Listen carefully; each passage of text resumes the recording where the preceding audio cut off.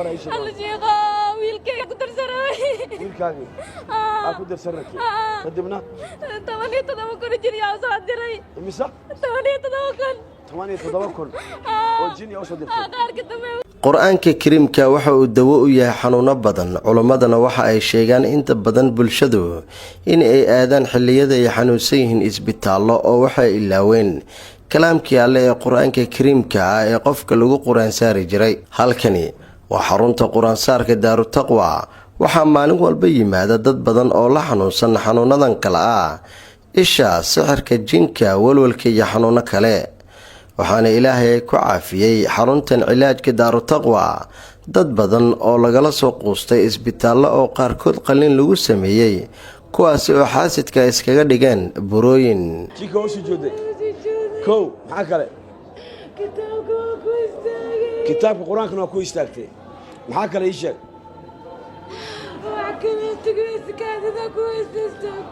kaadina ku weysaysataa الله شيخا ويلكي كدر سراي ويلكاغي كدر سرك قدمنا 8 كن جري او سو ديري امسا 8 كن oo jini oo soo dirtay qaarka dambe ugu bariisana way ka dareemo laana ka dhigaan ilmaana ka soo toorno ninkii naagta kala furno ilmaana ka soo toortaan ninkii naagta kala furtaan lacagayna balan qaadataa soo ridnay ilmaha da soo ridnay waxaan u balan qaaday $4,000 $4,000 $4,000 hadda ilmaha ka soo ridanaytay adiga jin baa tahay sixir baa lagu soo dhiibay imise ilmada ka soo riday gabadhaan reer kor hadal baa ku yiri 17 ciyaal ah ka soo riday haddana 18 ku ah haddana maxaa rabtaa dooda kan la Ramadan ehelkayga aan garan waayo habeenka qurxan wuxuu dhacdo qof ay ku soo socda muuqiisa ma arkayo iyo markaa waa kuwan qaar ka mid ah dadkii Ilaahay ku caafimaadsiiyay xaruntan cilaajka ee Daaru Taqwa bismillaah magacayga waa Xabiibo Maxamuud ka timid ku nool gobolka Baraandir gaar ahaan degmada Kaaram xarunta hadda imahay horta alxamdulillah hadda wax badan oo isbedel ha jiro xaruntan Daaru Taqwa Sheekh Cali Cabdiraxmaan Cali Mukulli غير الله سيو ومهدسن يا wax badan oo naga shaafiyay aniga marka alxamdulillah hadda wax badan oo isbedel ha jiro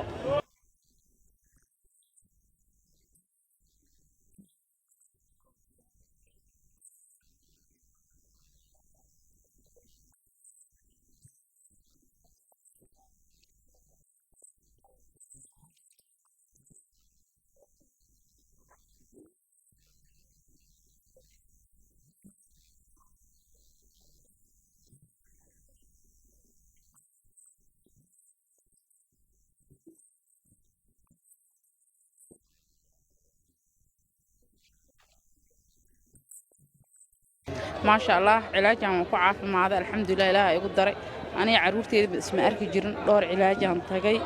alxamdulillah ilaahay waa ugu caafiyay awal kor cilaajada aan tagay aan soo wad maray waa la igu garaac jiray diljir waxaas ugu geeysi jir laas alxamdulillah cilaajkan wax dil iyo rafaad iyo midna ma jirto raaxaan ka dareemay gurigayga awal kor ma aan gali jirin alxamdulillah ku caafimaad ilmahayga iyo aniga waa kala waxisneen alxamdulillah ilaahay igu caafiyay aniga xanuunsanahay maada xanuunkeyga wuxuu ahaay guriga dhan oo leenacsiiyey wadaadkeyga oo aan aad isku ahayn ilmaha yararka gabar ka mid oo aan inaan dhalay in kale aan kala ogeyn ana ahaa imaada meeshaan alxamdulillah shayaadiina ay dhex qayliso oo dumar ah marka ma sha Allah alxamdulillah hada waa fiicnaaday Sheekh Cali Mukulli oo ah maamulaha xarunta Daaru Taqwa ayaa bulshada u sharaxaya sida ay u socoto howlaha xarunta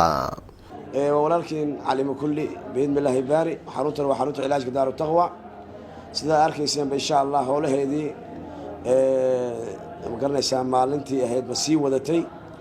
in muddo magaalada aan ka maqneen magaalada Muqdisho insha Allah biidmillahi baari ku dhawaad 5 bilood ilaahay wuxuu noo fududeeyay bisha koowaad inaan ku soo noqono magaalada Muqdisho howlaheennii ma garanaysaa ilaahay baa kuuray quraan saarka ah inaan ka bilaawno ilaahay baa mahad iskale ummadaasi caafimaadka u geliyo quraanka waxyaabaha ma garanaysaa quraanka oo ma garanaysaa ilaahay baa kuuray mucjisaadkiisa waxa markaad arkaysaa qofkii oo xanuunsan oo la waday